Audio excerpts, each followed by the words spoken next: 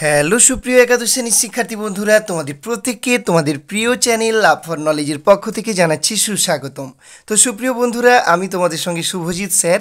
আজকে আলোচনা করব তোমাদের একাদশ শ্রেণীর নতুন পাঠ্যক্রম অনুযায়ী একাদশ শ্রেণীর দ্বিতীয় সেমিস্টারের একটি অতি গুরুত্বপূর্ণ একটি বহুচর্চিত ভূগোল টেক্সট বইয়ের রিভিউ নিয়ে। তো বইটি হচ্ছে বুক ইন্ডিয়ার আধুনিক ভূগোল বই। এটি তোমরা যারা ছাত্রছাত্রী রয়েছো, বুক ইন্ডিয়া আর এই যে ভূগোল, এটা যেন একে অনেক মানে একটা শব্দ অন্য শব্দের অনেকটা পরিপূরক। কারণ আমরা ভূগোল বইয়ের ক্ষেত্রে বুক ইন্ডিয়া বইটা আমরা দেখেছি বিভিন্ন স্কুলে চলে এসেছে। আমরা সেটা ক্লাস 10-এ বলি বা 11-এ বলি বা 12-এ বলি, সব ক্লাসে কিন্তু বুক ইন্ডিয়ার যে চল সেটা কিন্তু বিভিন্ন স্কুলে রয়েছে। তার কারণও রয়েছে, কারণ বুক ইন্ডিয়ার ভাষা অনেকটা সাদামাঠা এবং সেই সঙ্গে ভূগোলের জন্য এই বইটি কিন্তু অনবদ্য বলা যেতেই পারে। তো আমরা দেখে নেব এই দ্বিতীয় সেমিস্টারের একাদশ শ্রেণীর ভূগোল টেক্সট বইটি কেমন হয়েছে। যে বইটির লেখক হচ্ছেন অনিরুদ্ধ হাজরা স্যার এবং হরেকৃষ্ণ গিরি স্যার। তো এটি হচ্ছে বইটির ফ্রন্ট লুক, একটু সামনে থেকে আমরা দেখার চেষ্টা করছি। তো এটা হচ্ছে ফ্রন্ট লুক। আর এই যে বইটার ভলিউমটা এরকম রয়েছে, বুক ইন্ডিয়া আধুনিক ভূগোল, অনিরুদ্ধ হাজরা স্যার এবং হরেকৃষ্ণ গিরি স্যারের লেখা বই। ওকে, আর এটি হচ্ছে বইটির ব্যাকলুক। তো ব্যাকলুকে বইটির বিশেষত্ব এক দৃষ্টিতে রয়েছে। তোমরা এই জায়গাটা একটু রিডিং পড়ে নাও, তাহলে বইটা সম্পর্কে তোমরা তথ্য পেয়ে যাবে এবং সেই সঙ্গে বইটার মধ্যে কি রয়েছে, কিভাবে সাজানো রয়েছে সে বিষয়ে একটা ধারণা পেয়ে যাবে। তো চলো এবার আমরা অবশ্যই বইটার মধ্যে কি রয়েছে সেই জিনিস তো অবশ্যই জানবো। তো প্রথম পেজ লৌটানোর পর ভারতীয় সংবিধানের যে প্রস্তাবনা সেটা রয়েছে। আর এই পাশটাতে দেখো খুব সুন্দর পয়েন্টের সাহায্যে লেখা আছে কেন বইটি তোমাদের প্রয়োজনীয়, অর্থাৎ তোমরা যারা ছাত্রছাত্রী রয়েছো তোমাদের কাছে বুক ইন্ডিয়ার এই বইটি কেন প্রয়োজনীয় সে বিষয়ে দেখো তথ্য দেয়া রয়েছে এখানে কেন প্রয়োজনীয়, একটু তোমরা রিড আউট করে নাও। ওকে, তারপর আমরা চলে আসতেছি এ পাশটাতে দেখো আধুনিক ভূগোল class 11 semester 2 Aniruddha Hazra sir, Harekrishna Giri sir, book India academic পাবলিকেশনের এই বইটির মুদ্রিত মূল্য কত করা হয়েছে আমরা দেখে নেব। 260 টাকা দ্বিতীয় সেমিস্টারের এই জিওগ্রাফি বইটির মুদ্রিত মূল্য করা হয়েছে। অবশ্যই এর উপর কিন্তু তুমি ছাড় পাবে। ওকে, সেই সঙ্গে দেখো এখানে দেখো পুরো যে তোমাদের সিলেবাসটা সেটা এখানে দেখানো রয়েছে। পুরো সিলেবাসটা, টোটাল সিলেবাসটা এখানে দেখানো রয়েছে ইংলিশ ল্যাঙ্গুয়েজে, এবং সেই সঙ্গে এখানে দেখো বাংলাতে পুরো সিলেবাসটা দেখো দেখানো রয়েছে। আর তোমাদের দ্বিতীয় সেমিস্টারের এক্সাম, থিওরি এক্সাম কিন্তু 35 নম্বরের হবে, ফার্স্ট সেমিস্টারের মতোই। তো চলো এই যে সিলেবাসটা দেখে নিলাম।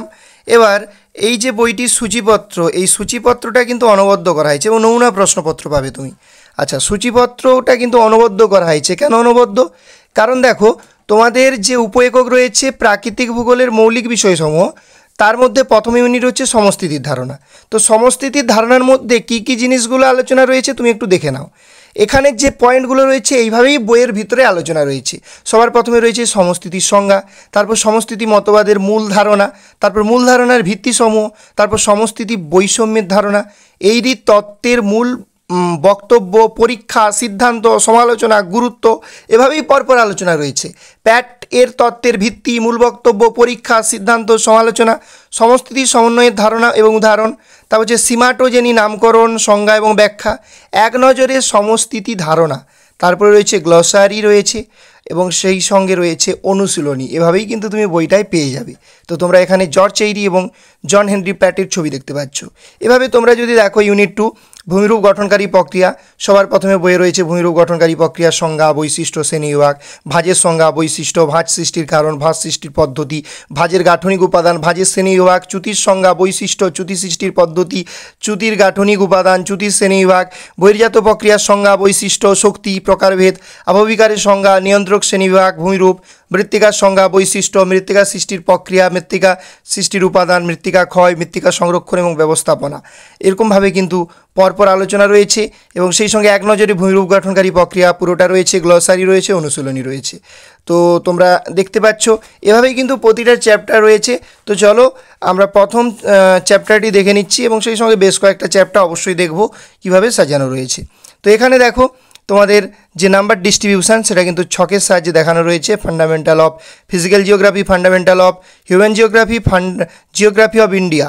ওকে, তো এই যে এগুলোর ওপর টপিকগুলোর ওপর কোথা থেকে কত নাম্বার আসবে সেই বিষয়টা ছকের সাহায্যে দেখানো রয়েছে। তো এখন আমরা প্রথম যে ইউনিটটা রয়েছে সমস্থিতির ধারণা, যে পয়েন্টগুলো রয়েছে কন্টেন্ট বা সূচিপত্রে সেভাবেই দেখো এখানেও আলোচনা রয়েছে। সবার প্রথমে রয়েছে যে সমস্থিতির ধারণা ভূমিকা দেখো। ওকে, এবং দেখো বিভিন্ন কালির ইউজ করা রয়েছে হাইলাইট করার জন্য যাতে ছাত্রছাত্রীদের জিনিসগুলো চোখে পড়ে। ওকে, তার এভাবে বিভিন্ন পয়েন্টে আলোচনা করা রয়েছে দেখো। তারপর এই পাশে তুমি যদি চলে আসো দেখতে পাচ্ছ এখানে দেখো ব্রাউন কালারের যে বক্সের মতো রয়েছে সেখানে রয়েছে কি তত্ত্বীয় অভিকর্ষ, অভিকর্ষ বিচ্যুতি, ঠিক আছে, প্লবতা, যেগুলো গুরুত্বপূর্ণ জিনিস সেগুলো এখানে উত্তর রেডি করা আছে। ওকে, সমস্থিতিক বৈষম্যের ধারণা এই যে এখানে তাত্ত্বিক বা প্রমাণ অভিকর্ষ এভাবে আলোচনা রয়েছে। তারপর আমরা চলে আসতেছি এখানে দেখো যে এইরির তত্ত্ব, খুব ইম্পর্টেন্ট পরীক্ষার জন্য এইরির তত্ত্ব। তো ভূমিকা, তত্ত্বের মূল বক্তব্য, ঠিক আছে, এইরির পরীক্ষা, সিদ্ধান্ত, সমস্ত কিছু যেগুলো আমরা দেখলাম সূচিপত্রের পয়েন্টে। তারপর হচ্ছে সমালোচনা, মডেলের বাস্তবতা ও গুরুত্ব।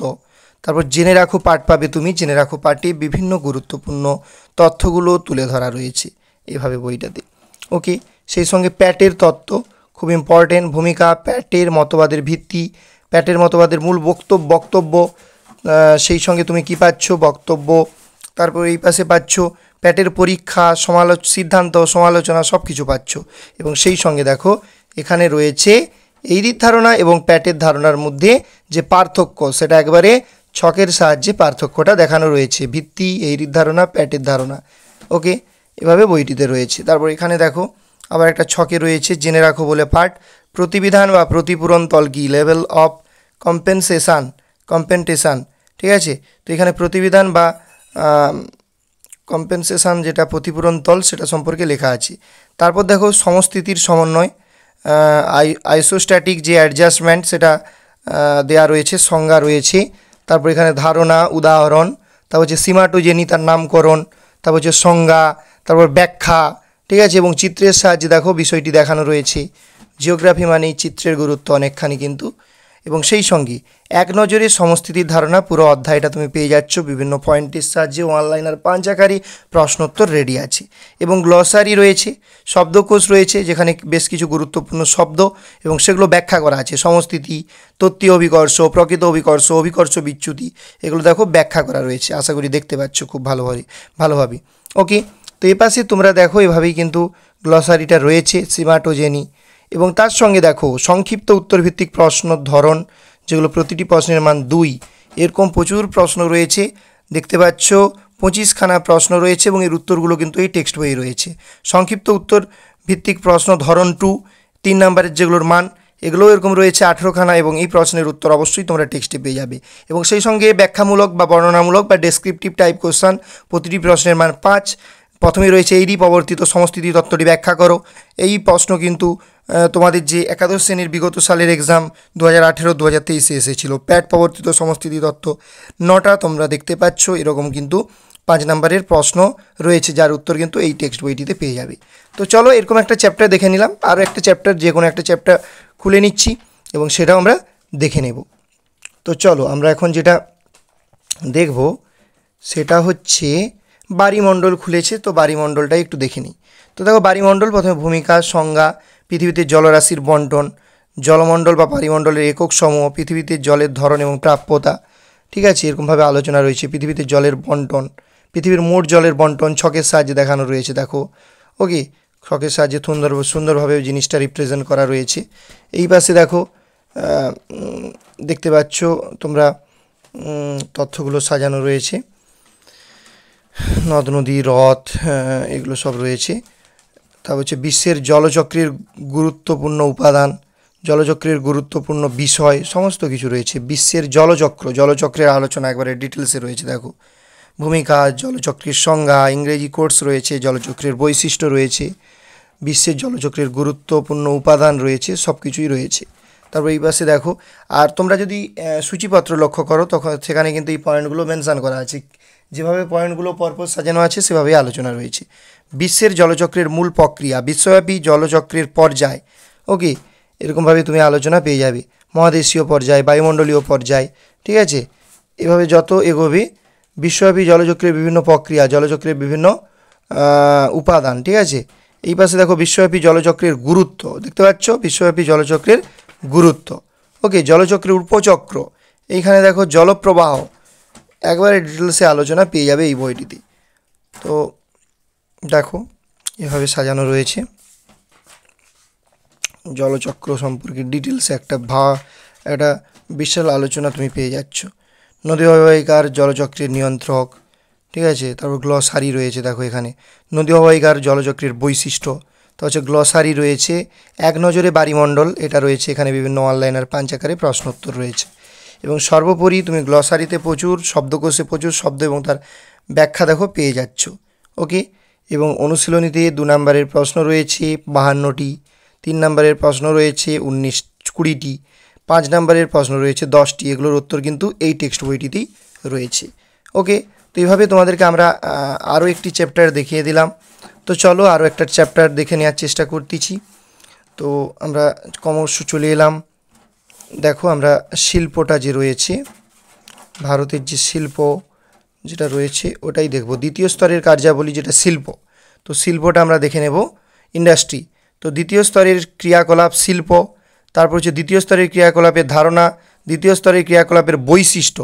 এই পাশে রয়েছে দেখো যে শ্রেণীবিভাগের ভিত্তি, শিল্পের শ্রেণীবিভাগ, আয়তনের ভিত্তিতে কাঁচামালের প্রকৃতি অনুসারে বিভিন্ন পয়েন্টে আলোচনা রয়েছে। শিল্পের অবস্থানের কারণসমূহ, বিভিন্ন প্রাকৃতিক কারণ রয়েছে, তার বিভিন্ন থাকবে। প্রাকৃতিক কারণের সঙ্গে কি থাকবে, অর্থনৈতিক কারণ থাকবে, ঠিক আছে। এগুলো তো থাকবেই, রাজনৈতিক কারণ থাকবে।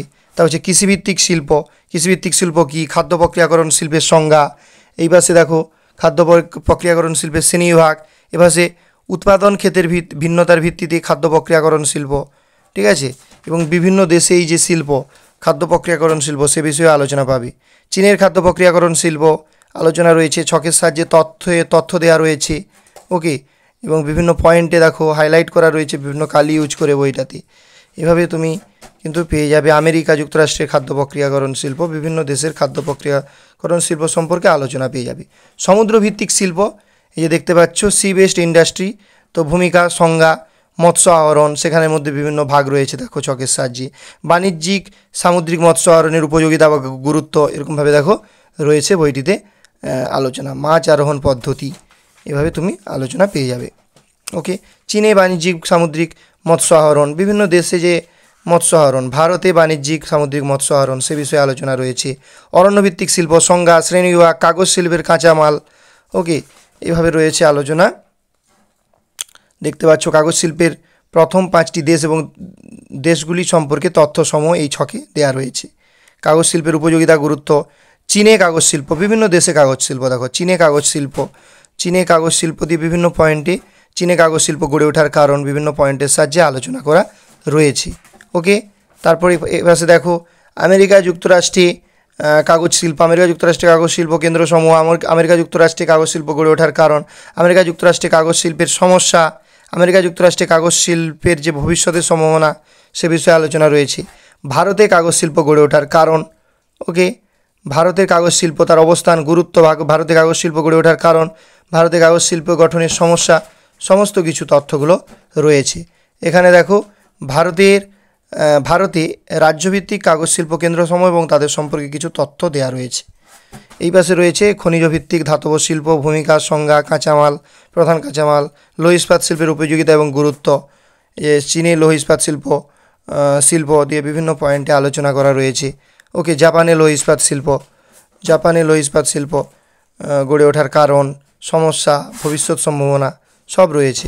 তা হচ্ছে ভারতের লৌহ ইস্পাত শিল্প অবস্থান, ভারতের বৃহদায়তন যে লৌহ ইস্পাত শিল্প কেন্দ্রগুলো রয়েছে সেগুলো সম্পর্কে আলোচনা রয়েছে। তোমরা টিস্কো দেখতে পাচ্ছ, বিএসপি দেখতে পাচ্ছ, ঠিক আছে। সমস্ত কিছু জিনিসগুলো তোমরা দেখতে পাচ্ছ। ভারতের রুট দেখো, এই যে ব্রাউন কালারের মধ্যে রয়েছে, খুব গুরুত্বপূর্ণ। দুর্গাপুরকে ভারতের রুট বলা হয়, কেন বলা হয় সে বিষয়ে তথ্য রয়েছে, ওকে। তারপর ভারতের যে ভিলাই কেন্দ্র রয়েছে, ঠিক আছে। ভারতের লৌহ ইস্পাত শিল্প গড়ে ওঠার কারণ, ভারতের লৌহ ইস্পাত শিল্পের সমস্যা, ঠিক আছে, এই সমস্ত ভারতের লৌহ ইস্পাত শিল্পের ভবিষ্যৎ সম্ভাবনা, খনিজ ভিত্তিক অধাতব শিল্প, তেল রসায়ন শিল্প, পেট্রোরসায়ন শিল্প যেটা, সংজ্ঞা, পেট্রোরসায়ন শিল্পের উৎপাদিত দ্রব্য, উদীয়মান শিল্প কি, খুব ইম্পর্টেন্ট প্রশ্ন, আধুনিক শিল্প দানব কাকে বলা হয়, খুব ইম্পর্টেন্ট প্রশ্ন, কেন বলা হয়, সমস্ত তথ্য রয়েছে। পেট্রোরসায়ন শিল্পের গুরুত্ব, অনুসারী শিল্প কি, খুব ইম্পর্টেন্ট প্রশ্ন, সেগুলো কিন্তু এইখানে রয়েছে বইটিতে, দেখতে পাচ্ছ।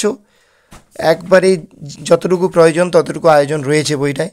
এবার চীনে পেট্রোরসায়ন শিল্প, খনিজ ভিত্তিক ধাতব শিল্প যেগুলো, অটোমোবাইল শিল্প, ঠিক আছে, চীনে অটোমোবাইল শিল্প গড়ে ওঠার কারণ, গুরুত্ব, সমস্যা, সমস্ত কিছু রয়েছে। তারপর এখানে গ্লসারি রয়েছে, শব্দকোষ, এবং তার আগে দেখো যেটা প্রতিটা অধ্যায়ই রয়েছে যে এক নজরে দ্বিতীয় ক্ষেত্রের কার্যাবলী, অনলাইন আর পাঞ্চাকারে প্রশ্নোত্তরগুলো রেডি করা রয়েছে। ওকে, এভাবেই কিন্তু তুমি পেয়ে যাচ্ছ। এবং অনুশীলনীতে যে ধরনের প্রশ্নগুলো সেট হওয়া দরকার 50টা রয়েছে 2 নম্বরের প্রশ্ন, তারপর তুমি দেখতে পাচ্ছ 3 নম্বরের প্রশ্ন 17খানা রয়েছে, এগুলো তো রয়েছে তুমি দেখতে পাচ্ছ। ওকে, তো চলো এভাবেই আমরা দেখে নিলাম বেশ কয়েকটা চ্যাপ্টার এভাবে, আর বাদবাকি চ্যাপ্টারগুলো এভাবেই কিন্তু ব্যাখ্যা করা রয়েছে, এভাবেই কিন্তু লেখা রয়েছে পয়েন্ট ওয়াইজ। সেই সঙ্গে অধ্যায়ের শেষে এক নজরে তুমি পেয়ে যাচ্ছ পুরো অধ্যায়টা, এবং সেই সঙ্গে গ্লসারি বা শব্দকোষ পেয়ে যাচ্ছ। ওকে, এরপর আমরা দেখে নেব বইটাতে যেটা রয়েছে, সেটা হচ্ছে যে মডেল কোশ্চেন পেপার। অবশ্যই যে জিনিসটা আমরা দেখব যে পর্ষদ প্রদত্ত নমুনা প্রশ্ন রয়েছে। ওকে, একাদশ শ্রেণীর দ্বিতীয় সেমিস্টারের জন্য আর তোমাদের 35 মার্কের প্রশ্ন হবে। তো তারপর দেখো মডেল কোশ্চেন পেপার 1 রয়েছে, মডেল কোশ্চেন পেপার 2 রয়েছে, 3 রয়েছে, 4 রয়েছে, এরকম করে মডেল কোশ্চেন পেপার কটা রয়েছে আমরা দেখে নিচ্ছি। এরকম করে মডেল কোশ্চেন পেপার রয়েছে 5, 6, 8, 9, 7, 8, 9, 10খানা মডেল কোশ্চেন পেপার কিন্তু এই বইটায় তুমি পেয়ে যাচ্ছ। এবং সেই সঙ্গে বইটার টোটাল পেজ সংখ্যা একটু দেখে নাও, টোটাল পেজ সংখ্যা আছে 272, 272। ওকে, এবং পরীক্ষা প্রস্তুতির কিছু টিপস কিন্তু একবারে শেষ পেজের যে ভিতর ব্যাক সাইডটা সেখানে দেওয়া রয়েছে। পরীক্ষা প্রস্তুতির কিছু টিপস দেওয়া রয়েছে যেগুলো তোমাদেরকে ভালো নাম্বার পেতে সাহায্য করবে। তো সুপ্রিয় বন্ধুরা, এটাই ছিল বুক ইন্ডিয়ার যে আধুনিক ভূগোল অনিরুদ্ধ হাজরা স্যার এবং হরেকৃষ্ণ গিরি স্যারের যে টেক্সট বইটি তার সম্পূর্ণ রিভিউ। তো কেমন লাগলো বইটি অবশ্যই তোমরা কমেন্ট সেকশানে তোমাদের মতামত জানাও।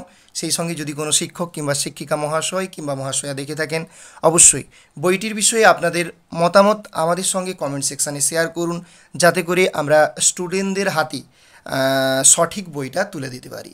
তো প্রত্যেককে ধন্যবাদ, দেখা হচ্ছে অন্য একটি ভিডিওতে আরও অন্য একটি বইয়ের রিভিউ নিয়ে। সবাই ভালো থেকো, সুস্থ থেকো, সবাই আমাদের চ্যানেলের সঙ্গে যুক্ত থাকো এবং অবশ্যই লাইক করে দাও ভিডিওটিতে, এবং তোমার প্রিয় বন্ধুবান্ধবীদের সঙ্গে ভিডিওটি বেশি বেশি করে শেয়ার করে দাও। দেখাচ্ছে পরবর্তী ভিডিওতে। জয় হিন্দ, জয় ভারত।